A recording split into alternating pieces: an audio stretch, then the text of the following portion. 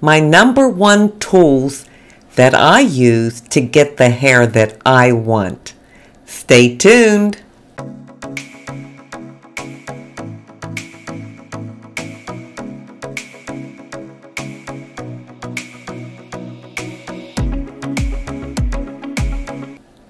Hi, and welcome to my channel.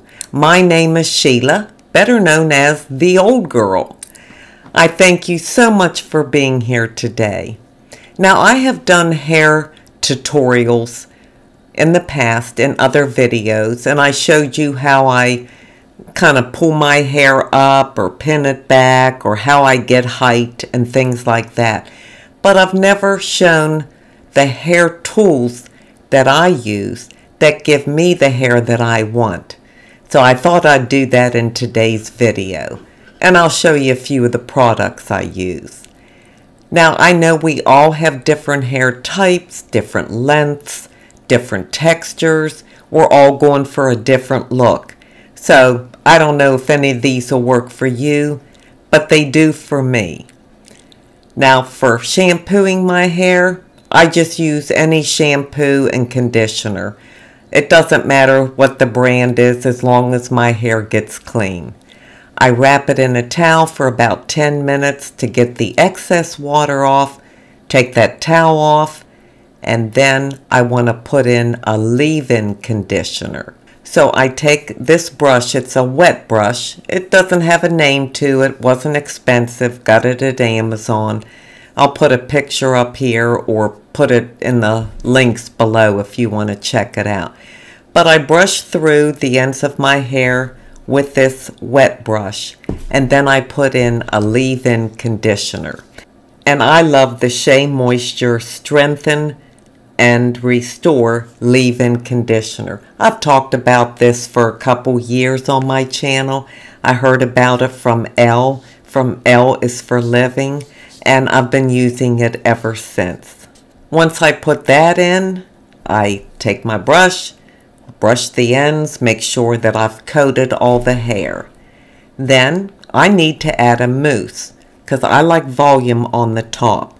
So I just put mousse in on the top of my hair, the crown and up to the bangs. It can be any mousse. I get it TJ Maxx or Marshall's. Doesn't matter what kind. The one I have now is from Marshall's or TJ Maxx. But this isn't about the products or the brand of products. It's just about what I use. So after I put the mousse in, I'm then ready to blow dry. But I do one more step, and that is this. I put in a blow dry cream. This one's by L'Oreal called Blow Dry It. It's a thermal smoothing cream, and it's a heat protectant, and it tames frizziness. So I take about a quarter size amount of this, put it in my palm, rub it together, rub it through again about mid-length and down to the ends. Make sure it's evenly distributed, brush it through again. Now I can blow dry. This is the blow dryer that I have. I got it from Amazon about 9 months ago. I really like it because it's lightweight. It's not real big, not real heavy. It's magnetic, so you have this attachment that just magnetizes right on there, and you can concentrate in a certain area. And it also has this attachment, which is like a diffuser that you can go around your hair with. So it has high speed, of course, low speed, low heat, and then cool. And that's just perfect for me. It was inexpensive. I don't know the name of it. It's not written on the hair dryer, but I'll put a picture of it up here somewhere. And I think it was $39. And it works really fast. I have a lot of hair and it dries it quickly. So after my hair is almost completely dry, I'd say about 90% dry, then I gotta use something else. So then I want to use my curling brush. This is the Revlon curling brush. I'm sure you've seen it on Amazon. It's $39 also, and it has high heat, low heat, and I think cool. And this I do just to finish drying my hair and to smooth it out a little bit. I don't want it to get frizzy. Before I do this, I spray on some kind of heat protectant. Even though that blow dry cream has a heat protection in it, I still want a little more. So this one happens to be by Pantene, but you can use anything. And I basically just take the ends of my hair and squirt them like this and make sure that that's protected. Then I use this. If you see the way this is shaped, I use it and I go up like this, and then I just kind of roll my way down. You can do this with really short hair too, and that will lift it away from your scalp, lift it at the root, and plus smooth it out a little bit. So I really do love this. This only takes me a few minutes as well. I will warn you, high heat is hot, so you have to be careful. Most of the time I use the low heat. So then I'm ready to roll, and I use hot rollers. These are by Remington. I really love them. They heat up real quick. They have different sizes. This is the large size, and then they have this smaller size.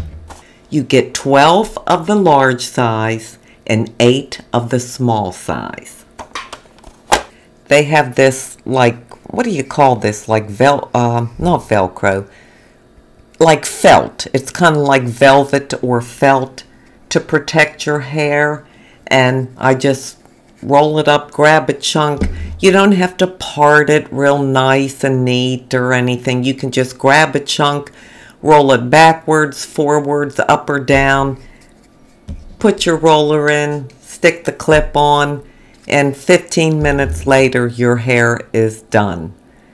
And that is perfect. Now if I have any like flyaways, like them little hairs that kind of stick out and grow out from anywhere, I use this fructose pure clean paste. I just showed this in my empties video, but it's just kind of a creamy thing, and I rub it between my fingers, and then I can lay down those little flyaway hairs. And of course my final step would be hairspray. I just talked about this in my last empties video. I use any hairspray, I don't care what it is, but lately I've really been loving this Tresemme Ultra Fine medium hold. So I just spray mainly my bang area. Now there are a few other tools that I use, and they are like combs and brushes and things. I like a wide tooth comb, again to comb through when the hair's wet, to make sure that the product, the leave-in conditioner and stuff is evenly distributed. I can use this or the wet brush. Of course I use my comb. I have a teasing brush. I call these a rat tail, this right here. But I have a teasing brush where I tease up here to get some height. And then picks. I like the big picks like this. So when your hair's down, you can run it through. And I like the little ones here. Say this was pulled back real tight, I could take this and just kind of lift it out away from my head a little bit. So that's pretty much it. It may look like a lot of products, but it really isn't, and it doesn't take any time. My hair will dry with that hair dryer in, I'd say 5 minutes or less. Then with the Revlon curler brush, that takes less than 5 minutes. And then it takes less than 5 minutes to put the hot rollers in. So it's really not as time consuming as I might have made it sound like. I try to just wash my hair twice a week. Sometimes I have to do it 3 times, but usually twice.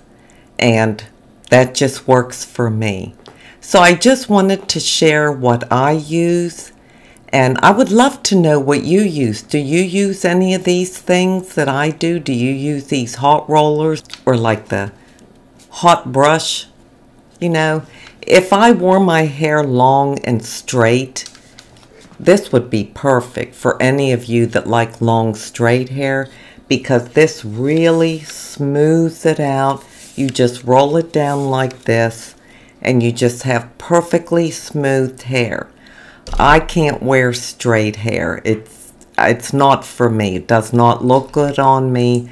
So I just use it to get the frizziness out, and then I go ahead and add those hot rollers. So let me know if you use any of these things, or if you use something else. Tell me about it. I might want to give it a try. Well, that's all I have for you today. These are the hair tools that I use that make my hair work for me. And now I'm going to leave you with an inside beauty tip. My inside beauty tip today comes from Philippians 4:11. I am not saying this because I am in need, for I have learned to be content whatever the circumstances. Wouldn't it be nice if contentment was just automatic? I mean, even Paul said he has learned to be content. We have to learn contentment. And really, it's a choice. It's a choice we have to make. We have to accept things that we can't change. And I know that can be difficult. It doesn't mean we agree with the situation or the circumstance, but we have to learn to deal with it and still be content and trust God. Trust Him to make a change in the circumstance. Sometimes He does, sometimes He doesn't. But whatever He does it for our good. So when we trust in God, we can leave it in His hands to get us through any situation and still be content with it. There are a lot of things that happen in life, and I know for me personally, I have had situations like that. And when I look at it like, well, it could be worse, then that kind of makes me feel content. Like, well, what happened wasn't so bad. Many people have it a lot worse. So then I feel more content within myself. True contentment cannot depend on our external circumstances. We have to be content in all ways, through all things, and it is something that we learn. I think it's easier to learn it as we mature and become older, because I think we become more accepting. We have to become more at peace with ourselves and learn to be fulfilled with whatever we're dealt with, whatever we have in life or whatever we don't have. If we keep a good attitude, we'll have a more balanced life and a more fulfilling life. I hope I continue to grow and learn in contentment. I know it's a choice that I have made for my own personal life, and you can make the same choice for you. I thank you so much for being here today. I truly do appreciate it. And until we meet again, this is the old girl signing out. See ya!